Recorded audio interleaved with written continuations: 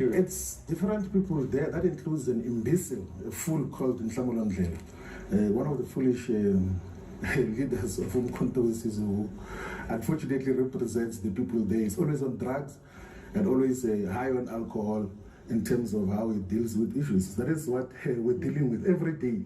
And he will even take pride that he is going to tell lies to President Zuma about him. And of course, he will use the otherwise very gullible and directionless daughter of President Zuma, who of course has got first front row access to President Zuma by virtue of being the daughter. So that is basically what we're dealing with. And of course, Ndlela who take drugs, which is true, and insult me on social media at night, and which is a fact in terms of what I can say.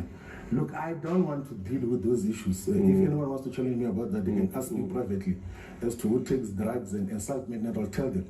But I don't want to speak about that in public now.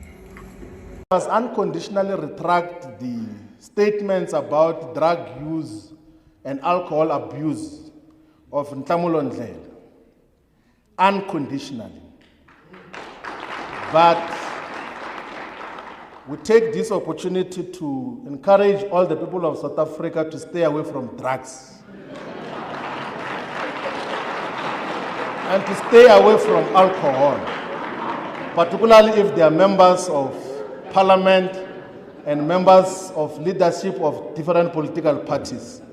Drugs will never build you with anything, will make you to make a lot of mistakes, but we really unconditionally retract those statements that were made there under the guidance of the collective of the leadership. Thank you very much.